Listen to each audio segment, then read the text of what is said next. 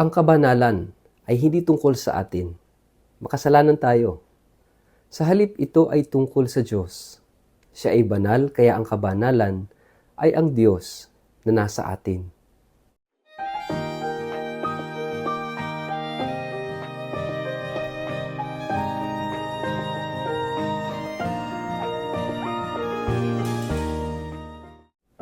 Ang mabuting balita ng Panginoon ayon kay San Lucas.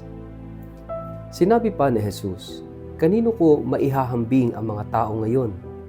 Ano ang nakakatulad nila?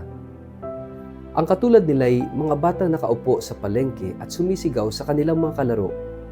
Tinugtugan namin kayo ng plauta ngunit hindi kayo sumayaw. Umawit kami ng panaghoy ngunit hindi kayo umiyak. Sapagkat nang dumating si Juan na tagapagbautismo, siya'y nag-aayuno at hindi umiinom ng alak. At ang sabi ninyo, sinasapian ng demonyo ang taong iyan. Nang dumating naman ang anak ng tao, siya'y kumakain at umiinom, ngunit sinasabi naman ninyo, tingnan ninyo ang taong iyan, matakaw, lasenggo, at kaibigan ng mga maniningil ng buwis at ng mga makasalanan. Ngunit ang karunungan ng Diyos ay napatutunayang tama sa pamamagitan ng mga tumatanggap nito."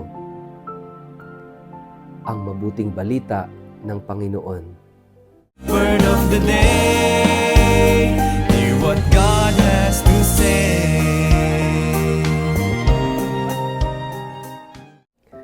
Mapagpalang araw po sa inyong lahat. Kumusta po kayo?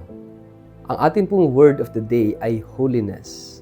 Bago po tayo magpalalim sa ating pong reflection sa araw na ito, kayo po ay muli kong inaanyayahan na huwag kakalimutan na mag-like, follow at subscribe sa ating pong Facebook page at YouTube channel na Word of the Day. Ganun din po, paki-share ang video ito sa inyong kapamilya, kamag-anak, kaibigan, mga kakilala sa social media para po sama-sama tayo sa pagiging media evangelizers at online missionaries na nagpapalaganap ng salita ng Diyos sa mundo ng social media.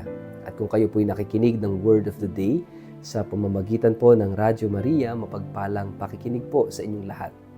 At muli, maraming salamat sa ating mga subscribers at mga supporters ng Word of the Day. Dahil sa inyo ay naitataguyod natin ang ating online mission, ang media evangelization. Mga kapatid, yung salitang holiness ba ay relevant pa sa panahon natin ngayon? Sa pag-usad ng makabagong teknolohiya, sa pag-usad ng mundo ngayon sa iba't ibang larangan, usapin pa ba ang holiness? Kahit sa ating mga Katoliko, atin pa bang hinahangad ang kabanalan? Siguro, dahil sa napakaraming temptations sa paligid natin, kaliwat kanan, harap at likod, sa buhay natin, loob at labas ng ating sarili, para bang yung salitang kabanalan ay suntok na sa buwan. Mahirap tanggapin, at mahirap at ang tanong natin, paano ba maging banal? Tayo ay babad sa kamunduhan at sa maraming oportunidad para magkasala, lalo na sa social media na kung saan ay maraming mga tukso, no, sa pag-usbong at pag-usad ng mundo ng internet, na tayo ay meron ng access sa buong mundo at maging sa hindi magagandang bagay ay atin ng natutuklasan, nakikita, napakikinggan. Para bang ang hirap ng maging banal sa panahon natin ngayon. Pero hindi lang naman actually sa panahon natin ngayon. Mula noon hanggang ngayon, yung kabanalan ay isang pagsusumikap. Sa panahon ni Jesus, maging yung salitang kabanalan naman ay hindi matanggap ng maraming tao. Di ba ang sabi pa nga ng Panginoon, "Be holy as your heavenly Father is holy. Be perfect as your heavenly Father is perfect." At yung gospel natin ngayon speaks about that.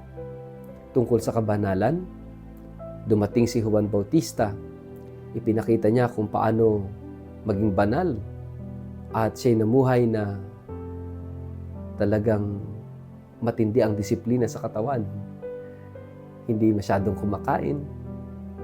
Yung kanyang pananamit ay hindi magara, napakasimple at actually, di ba, damit niya ay balat ng hayop, kinakain niya yung balang at pulot-pukyutan.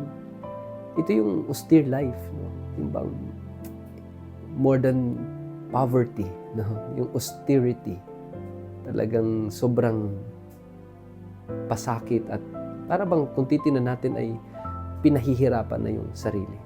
At hindi matanggap ito ng mga tao. At ang akusasyon kay Juan Bautista ay sinasapian ng masamang espiritu. Baka nga may nagsasabing, ano yan, nababaliw na yan. So, hindi nila matanggap yung model of holiness ni John the Baptist.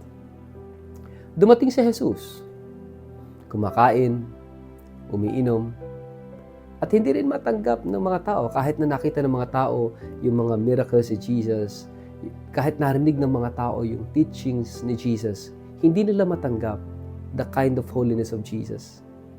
Because the holiness of Jesus is not austere holiness, but celebratory. Laging may pagdiriwang. Kaya nga di ba minsan tinanong siya, bakit yung mga alagad mo hindi nag-aayuno? Sabi ng Panginoon, pwede bang mag-ayuno yung inibitahan sa handaan, sa kasalan? Hindi, siyempre, kapag nawala na yung kinasal, saka sila doon mag-aayuno. Celebratory, pagdiriwang, yung model of holiness ng Panginoon because of His presence. It's love, no? Yung pag ikinagmamahal, minamahal, nagdiriwang ka, at nandito na yung pagmamahal, no? Si Jesus. Hindi matanggap yung pangunawa ng kabanalan. Sinabi sa bandang dulo ng ating gospel, napakahalaga ng pagtanggap. Pagtanggap kay Jesus. Actually, yung holiness ni John the Baptist is a kind of waiting. Kapag naghihintay ka, handa mong isakripisyo ang lahat, mapasayo lang yung hinihintay mo. Kaya nga yung austere life ni John the Baptist is for him to be always empty, for him to be always longing for the Christ, longing for the Messiah. That is the model of holiness. Yung pagkauhaw, bakit mo dinidisiplina, bakit mo binabawasan yung sarili mo, no, sa mga luho at sa mga comforts na pwedeng maranasan is for you to stay in that disposition of longing, yung paghahangad, paghihintay sa pagdating ng tagapagligtas ng Panginoon. And here comes Jesus na hinihintay ni Juan. At ang kabanalan ng Panginoon ay pagdiriwang, pag-ibig, pagmamahalan, pagkakaibigan, pagkiling sa mga dukha, sa mga may kapansanan, sa mga may sakit, for them to also celebrate life. Pero hindi natanggap ng mga tao. Sa panahon natin ngayon, maraming bagay tayong hindi matanggap. Baka nga kung anong nangyari noon sa panahon ng Panginoon, ay ganun pa rin ang nangyayari ngayon. So what is holiness? Gustong ituro sa atin ng Panginoong Jesus. It is about accepting Jesus in our life. Yung tanggapin mo siya sa buhay mo because Jesus is holy. And to be holy means to have Jesus in you, in us. Kaya nga para sa ating mga Katoliko, the two parts of the Mass is for us a sanctifying gift ng Diyos sa atin. Sa salita, kapag pinapakinggan natin ang salita ng Diyos, tinatanggap natin ang salita ng Diyos, tinatanggap natin si Jesus. Sa Eucharistia, ang tinapay at alak na nagiging katawan at dugo ng Panginoon. Kapag tinanggap natin sa banal na komunyon, si Jesus nasa atin, ang kanyang katawan at dugo ay nasa atin. And that is holiness. Maniwala kayo at sa hindi.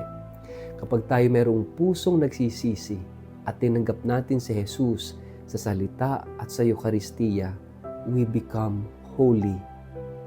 Not because we are holy, but because Jesus in us is holy.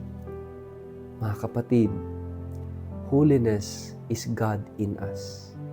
Ang kabanalan ay ang Diyos na tinatanggap natin sa ating pagkatao, sa ating makasalanang pagkatao, sa ating hindi karapat-dapat na pagkatao. Kaya nga mga kapatid, holiness is acceptance. Napakahalagang tanggapin natin si Jesus, si Kristo sa buhay natin. Kaya magandang tanungin, tingnan ang sarili, gaano ba natin na tinanggap ang Panginoon sa buhay natin? Kung hindi pa, kailan mo pa siya tatanggapin? Kung hindi ngayon, abay kailan pa? Sa ngalan ng Ama at ng Anak at ng Espiritu Santo, Amen. Ama naming Diyos, tulungan mo kami na tanggapin ka sa kabila ng pagiging hindi karapat-dapat. Tanging ikaw at ikaw lamang ang makapagpapabanal sa amin. Ikaw lamang ang makapagbibigay sa amin ng buhay na ganap at kasiya-siya. Amen.